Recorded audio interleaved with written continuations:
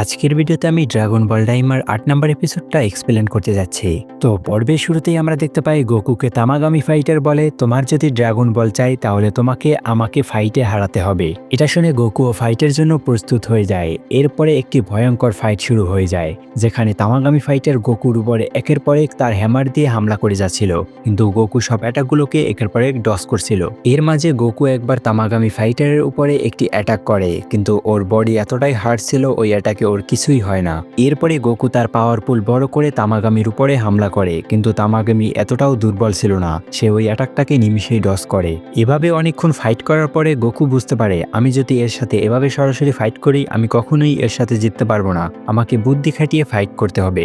এরপরে গোকু তামাগামি ফাইটারের পায়ের নিচ দিয়ে গিয়ে তার পায়ের উপরে একটি অ্যাটাক করে, যার ফলে তামাগামির অনেকটা ব্যালেন্স নষ্ট হয়ে যায় আর সে মাটিতে পড়ে যায়। এ ফাঁকে গোকু তার উপরে একটি ভয়ঙ্কর অ্যাটাক করলে সে ওই অ্যাটাকটাও ডস করে। গোকুর এই ব্যাটেল আইকিউ দেখে তামাগামি ফাইটারও গোকুর উপরে ইমপ্রেস হয়ে যায়, কারণ আজ পর্যন্ত কেউ ওর সাথে ফাইটে এতক্ষণ টিকেনি। এরপরে আমরা দেখতে পাই গোকুর ফাইট দেখার জন্য পুরো গ্রামবাসী ওখানে জড়ো হয়ে যায়, আর ওখানে আমরা পাঞ্জিকে দেখতে পাই যে কিনা অনেক বেশি খুশি ছিল আর বলছিল গোকু অনেক স্ট্রং। তখন সুপ্রিম কাই বলে ও শুধু স্ট্রংই নয়, ও ফাইটের ব্যাপারেও অনেক বেশি বুদ্ধিমান। এরপরে তামাগামি ফাইটার সে তার সর্বশক্তি দিয়ে গোকুর সাথে লড়াই করতে থাকে। এভাবে ফাইট করতে করতে এক পর্যায়ে গিয়ে গোকুকে তার হ্যামার দিয়ে একটি পাহাড়ের সাথে আটকে নেয়, কিন্তু গোকু তার পাওয়ারফুল দিয়ে ওখানে কোনো রকমের আটকে ছিল। গোকু যদি এখানে বেশিক্ষণ আটকে থাকে তাহলে গোকু এখানে একদম চিড়ে চ্যাপ্টা হয়ে যাবে, আর ঠিক তখনই সেটাই হয় যেটার জন্য আমরা সবাই অপেক্ষা করছিলাম। গোকু ওখানে সুপার সাইয়ান ফর্মে চলে আসে।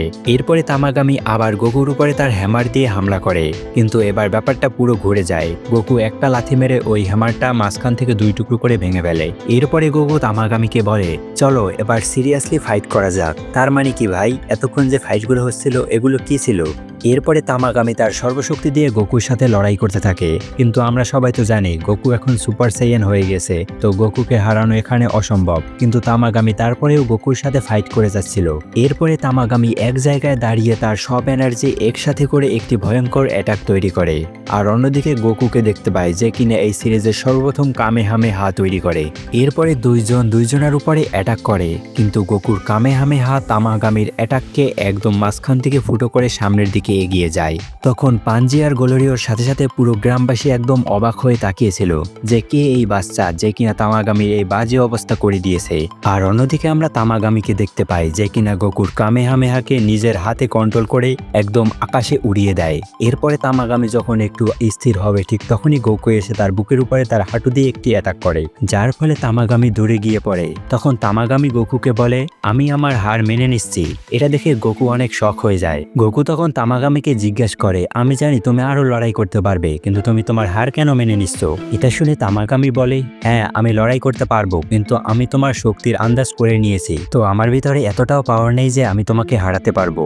এটা শুনে গোকু বলে, তো ঠিক আছে, আমি ড্রাগন বল তো পাবো তাই না? তখন তামাগামি বলে, হ্যাঁ তুমি ড্রাগন বল তো পাবে, কিন্তু তার জন্য তোমাকে একটি শেষ ব্যাটেল করতে হবে। এ কথা শুনে পুরো গ্রামবাসী একদম শক হয়ে তাকিয়ে থাকে, কারণ আজ পর্যন্ত কেউ এত দূর আসতে পারেনি। এরপরে আমরা পরের ব্যাটেলটা দেখতে পাই, যেখানে একটি কাপ গেম থাকে, যেখানে দুটো কাপের ভিতরে একটি কাপে ড্রাগন বল ছিল, আর সেটা গোকুকে বলতে হবে। কিন্তু এখানে তামাগামি এত জোরে জোরে কাপ দুটোকে নাড়ায়, যার ফলে সুপ্রিম কাই নিজেও বুঝতে পারছিল না যে কোন কাপে ড্রাগন বলটা আছে। এটা দেখে পাঞ্জি একটু রেগে যায়, কারণ গোকু এইমাত্র একটি ভয়ঙ্কর ফাইটে জিতেছে, তার উপরে আবার এই ব্যাটেল।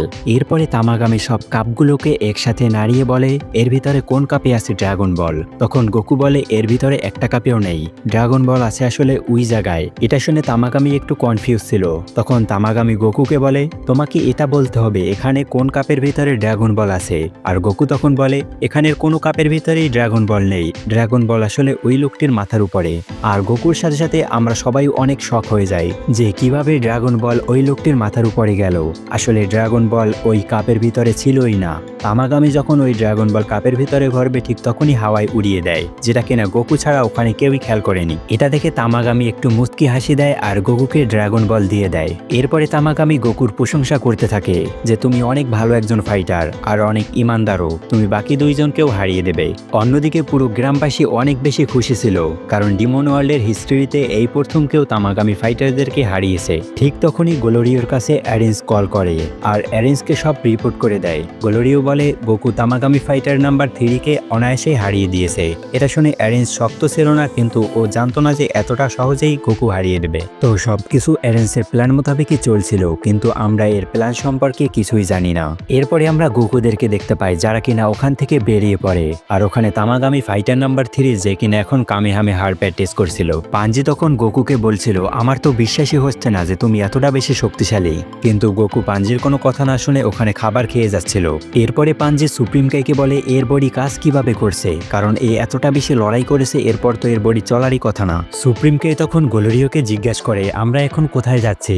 এটা শুনে গ্লোরিও বলে আমরা এখন সেকেন্ড ওয়ার্ল্ডে যাওয়ার জন্য ওয়াপসামার কাছে যাচ্ছি, কিন্তু আমাদের খুব সাবধানে যেতে হবে কারণ গোমার আর্মি আমাদেরকে ফলো করতে পারে। এটা শুনে পাঞ্জি বলে এটা কি করে করবে, কারণ আমরা তো ওদের ডিভাইস নষ্ট করে দিয়েছি। তখন গ্লোরিও বলে তাতে কিছু আসা যায় না, গোকু যেহেতু তামাগামি ফাইটার নাম্বার 3-কে হারিয়েছে, তো সেজন্য এই কথাটা খুব তাড়াতাড়ি পুরো ডিমন ওয়ার্ল্ডে ছড়িয়ে পড়বে, সেজন্য আমাদেরকে পালিয়েই এখান থেকে যেতে হবে। এরপরে সিন শিফটে আমরা গোমার প্যালেস দেখতে পাই, যেখানে কিনা গোমা এখনো বুসাগা দেখে যাচ্ছিল। তখন ডেগাসু কিছু একটা দেখে ওখানে স্ক্রিনটা একটু পজ করে জুম করে, আর তখন আমরা দেখতে পাই ওখানে অ্যারেঞ্জকে দেখে গোমা খুব বেশি শক হয়ে যায় যে ও ওখানে কি করছে। তখন আমরা দেখতে পাই বুয়ের বডি যখন টুকরো টুকরো হয়ে গিয়েছিল, তখন অ্যারেঞ্জ তো একটি টুকরো নিয়ে নিয়েছিল। এটা দেখে গোমা বলে অ্যারেঞ্জ ওখানে গেল কি করে, আর ও বুয়ের টুকরো নিয়েই বা কি করবে। এরপরে সিন শিফটে আমরা অ্যারেঞ্জকে দেখতে পাই যে কিনা বলে এখন সময় হয়ে গিয়েছে, ফাইনালি আমাকে যেতেই হবে। এরপর অ্যারেঞ্জ একটি অদ্ভুত ল্যাবে যায় যেখানে কিনা একদম পরিবেশ ছিল ভয়ঙ্কর। তখন আমরা একজন বুড়ি মহিলাকে দেখতে পাই যে কিনা কিছু একটা তৈরি করছিল। আসলে এরা আবার মাজিন বুকে ফিরিয়ে আনার চেষ্টা করছিল। অ্যারেঞ্জ তখন ওই বুড়ি মহিলাকে বলে এইবার কিছু একটা ভালোতা তৈরি করো, কারণ তুমি আগেরবার যে মাজিনকে বানিয়েছিলে তাকে তো আমিই হারিয়ে দিয়েছিলাম। তখন ওই বুড়ি মহিলা বলে এবার যেহেতু মাজিনবুর ফ্রেগমেন্টস আছে, তো এবার খুব একটা সমস্যা হবে না, এবার এক্সপেরিমেন্টস আগের থেকে অনেক ভালো হবে। তখন অ্যারেঞ্জ বলে আগেরবারও তো তুমি বানিয়েছিলে, কিন্তু আগেরবারের রেজাল্ট তো খুবই খারাপ ছিল। এটা শুনে ওই মহিলা ভয়ে ভয়ে বলে তুমি এটা কি বলছো, এর আগেরবার মাজিনকে বানিয়েছিল মহান জাদুকর বিবিডিনে। তখন অ্যারেঞ্জ বলে তুমি আমাকে বোকা পেয়েছো নাকি, এর আগেরবার বাবিডি তোমার কাছেই এসেছিল মাজিনকে তৈরি করার জন্য, কারণ বাবিডির ভিতরে এতটাও বেশি শক্তি ছিল না যে সে মাজিনদেরকে তৈরি করবে। আর দ্বিতীয়ত এই যে এই মাজিনরাই ডিমন ওয়ার্ল্ডের পুরো শান্তি নষ্ট করেছে, এদের জন্যই আমাদের বংশের পুরো সব লোকজন এই ডিমন ওয়ার্ল্ড থেকে চলে গিয়েছে, আর বেশিরভাগদেরকে তো এরা মেরেই ফেলেছিল। কিন্তু তুমি চিন্তা করো না, এ কথা সারা জীবনের জন্য সিক্রেটই থাকবে। কিন্তু এ কথার কোনো উত্তরই দিচ্ছিল না ওই বুড়ো মহিলা। এরপরে ওই বুড়ো মহিলা বলে এটা এখন তৈরি হয়ে গিয়েছে, কিন্তু এটাকে আমি সফলতা বলবো না, কারণ এদেরকে কন্ট্রোল করা একদম অসম্ভব। কিন্তু অ্যারেঞ্জের জন্য এটা সফলতাই ছিল। তখন অ্যারেঞ্জ বলে আমি শক্তিশালী তো বটে, কিন্তু আমি এতটাও শক্তিশালী না যে এই মাজিনদেরকে তৈরি করতে পারবো। এরপরে ওই বুড়ো মহিলা বলে তোমার একটু পাওয়ার এই পাত্রে দিয়ে দাও, যাতে তুমি এই মাজিনদেরকে একদম টেলিপ্যাথির মাধ্যমে কন্ট্রোল করতে পারবে, এদের সাথে কথা না বলেই। এটা শুনে অ্যারেঞ্জ খুব একটা তর্ক না করে ওই পাত্রের ভিতরে নিজের একটু পাওয়ার দিয়ে দেয়, যার ফলে ওই পাত্র থেকে অনেক বেশি এনার্জি বেরোতে শুরু করে। তখন ওই বুড়ি মহিলা বলে এরা যদি সফলভাবে কাজ করে তাহলে তো আমারও কিছু একটা রিওয়ার্ড পাওয়া উচিত। তখন অ্যারেঞ্জ বলে তুমি এই বিষয়টা নিয়ে চিন্তা করো না, যখন আমি সুপ্রিম ডিমন হয়ে যাব। ঠিক এ কথাটা বলে ঠিক তখনই ওই বুড়ি মহিলা বলে গোমা দেখতে অতটা শক্তিশালী না, কিন্তু গোমা অনেক বেশি শক্তিশালী, তো তোমার কি মনে হয় তুমি ওকে হারিয়ে দিতে পারবে? এই কথা শুনে অ্যারেঞ্জ বলে হ্যাঁ কোনো সমস্যা নেই, আমার কাছে প্ল্যান বিও আছে, এটাই যদি কাজ না করে তাহলে আমি ইউজ করব ড্রাগন বল। এ কথা শুনে ওই বুড়ি মহিলার অবস্থা পুরো খারাপ হয়ে যায়। তখন ওই বুড়ি মহিলা বলে তুমি এসব কি বলছো, তুমি জানো না এটা একদম অসম্ভব? এটা শুনে অ্যারেঞ্জ বলে হ্যাঁ অসম্ভব তো বটে, কিন্তু আমার কাছে এমন কিছু লোকজন আছে যারা কিনা এই কাজটা আমার জন্য তারা করে দেবে। তারা অলরেডি একটা ড্রাগন বল কালেক্ট করেও নিয়েছে।